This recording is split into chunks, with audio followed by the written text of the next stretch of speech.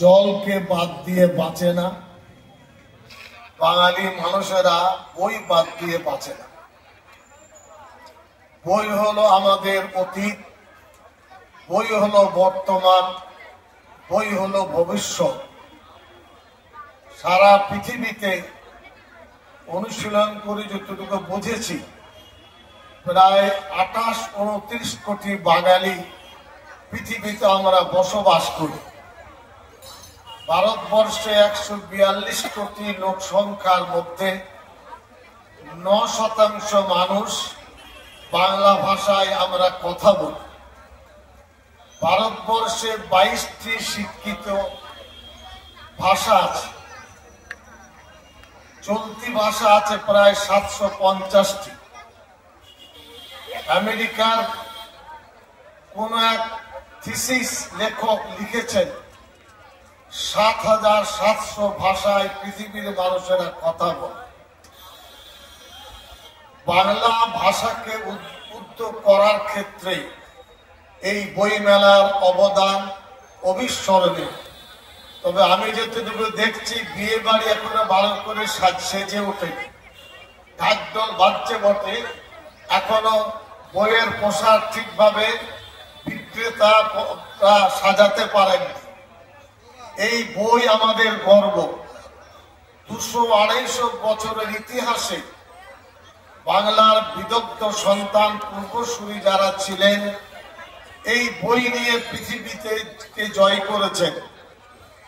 রবীন্দ্রনাথ ঠাকুর বাংলায় বই লিখেছেন, বাংলায় কবিতা লিখেছেন, বাংলায় সাহিত্য রচনা করেছেন এবং বাংলায় সাহিত্য রচনা করে নোবেলজয়ী সহ মানুষের অন্তরকে তিনি ছুঁয়েছেন। ঈশ্বরচন্দ্র বিদ্যাসাগরের লেখা সই দেখলে বুঝতে পারবেন তার হাতের লেখাটা কেমন। আজকালকার জামানায় বাঙালি ছেলেরা বাংলায় লিখতে চায় না, ইংরেজি আর কম্পিউটারের নোট খুব তাড়াতাড়ি লিখবে।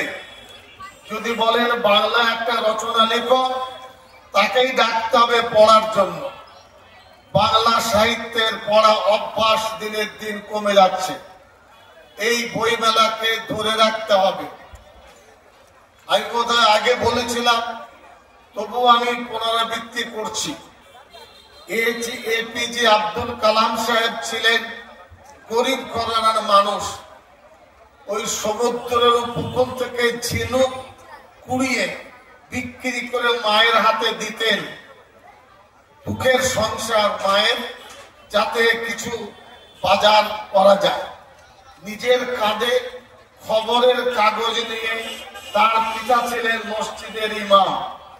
কালাম সাহেব কাঁধে কাগজ নিয়ে রাস্তার মোড়ে ওর আব্বাকে দিতেন, আব্বাজি আপনি বইটা এই কাগজ বিক্রি করুন। এই ছিল গরিবের সংসার। কালাম সাহেবের মা একজন বিদগ্ধ রমণী ছিলেন, 6টি-7টি সন্তান তার ছিল। প্রতিদিন রাত্রেবেলায় অন্যান্য ছেলেদের খাইয়ে কালাম সাহেব এর জন্য ওর মা 2টি করে শুকনো রুটি আলাদা করে রাখতেন কোন একটি পাত্রে। অন্যান্য ভাইয়েরা অভিযোগ করত, মা আমাদের তুমি অল্প খেতে দাও। না না, তোদের তো দিচ্ছি। ভোরবেলায় আমার কালাম পড়তে উঠবে, তখন ক্ষুধার্ত অবস্থায় থাকবে, পড়ার অসুবিধা হবে এবং তাকে পড়াতে চাই। ওই রকম মায়েরও অভাব, ছায়েরও অভাব। যাদের বয়স, যারা বিগত 50 বছর আগে দেখেছেন, যাদের 60-65 বছর বয়স, আমরা দেখেছি বাড়ির দিদিমা, ঠাকুরমা, নানি, দাদি, খালা, ফুপু হাতের একটা পাখা এইভাবে ঘোরাতেন, ছেলে মেয়েদের পড়াতেন। তিনি পড়া জানতেন না, কিন্তু হাতের ওই পাকার ভয়ে বাচ্চারা লেখাপড়া শিখত। প্রাথমিক পর্যায়ের এই যে শিক্ষণ, আজকে তার বড় অভাব। কালাম সাহেব লিখেছেন, 1000 বন্ধুর থেকেও বই হলো তোমার উত্তম বন্ধু। আমরা যে কম্পিউটার, ল্যাপটপ দেখি, আমার কাছে যে মোবাইল, লক্ষ্য করেছেন বইয়ের দিকে তাকালে বই আপনার দিকে তাকাই না, সে একটা কাগজ পৃষ্ঠা। আর যখন মোবাইলের দিকে তাকায়, মোবাইল আমার চোখের দিকে তাকায়। ভবিষ্যৎ বলবে মোবাইল ব্যবহার করা চলবে কি চলবে না, বিজ্ঞান কতটা ক্ষতি করলো কি লাভ করলো, এটা আমি আপনাদের সংকেত দিয়ে যাচ্ছি। কারণ ওই ল্যাপটপ কম্পিউটার তাকে আমার চোখের জ্যোতি, আমার যে স্মৃতিশক্তি, সে কিন্তু কেড়ে নিচ্ছে। বই আপনার স্মৃতিশক্তি কাড়ে না, কিন্তু যান্ত্রিক জগৎ আমাদের স্মৃতিশক্তি কেড়ে নেয়। আমি রাজ্য পর্যায়ে যেহেতু মাননীয় মুখ্যমন্ত্রী আমাকে মন্ত্রিসভার দায়িত্ব দিয়েছেন, ক্যাবিনেট পর্যায়ে 9 বছর আমার মন্ত্রিত্ব হলো।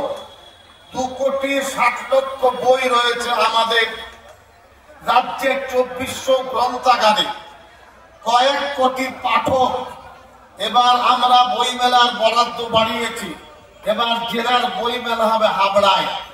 প্রতিটি জেলায় প্রায় ধরে নিতে পারেন 12.5 কোটি টাকার বই সারা রাজ্যে বিক্রি হয়। সরকারের লাভের কিছু নেই, পৌরসভা তাদের বাজেট থেকে এই বইমেলা করেছেন, তাদেরকে অসংখ্য ধন্যবাদ। আমি চাইছি যে প্রত্যেকটি কাউন্সিলর কমপক্ষে 5,000 টাকার বই কি 10,000 টাকার বই আপনার অফিসে থাকুক। আমি চাইব পৌর যে প্রধান আছেন, যিনি তারও কমপক্ষে দপ্তরে ভালো বই থাকুক। বইয়ের জায়গাটা কোথায় হবে? রাজনীতির কচকচানিতে বই কোথায় যাবে? এই বই এছাড়া পঞ্চায়েত সমিতি বই নিয়ে আলোচনা না করলে আমরা সমৃদ্ধ হব না। আপনারা সকলে সুস্থ থাকুন, ভালো থাকুন। আমার দপ্তরের পক্ষ থেকে একটি ঘোষণা আমি করে বক্তব্য আপনার ইতি টানব। 9, 10, 11, 12 এই শ্রেণীর ছাত্রছাত্রী যারা পড়াশোনা করছে, তাদের যদি সহায়তা, তাদের কোনো বই তারা যদি চায়, লাইব্রেরির সাথে যোগাযোগ করলে বিনা পয়সায় তাদের স্কুলে এই লাইব্রেরির বই আমরা তাদের হাতে পৌঁছে দেব। সকলে সুস্থ থাকুন, ভালো থাকুন। জয় হিন্দ। অসংখ্য ধন্যবাদ আমাদের সম্মানীয় অতিথি।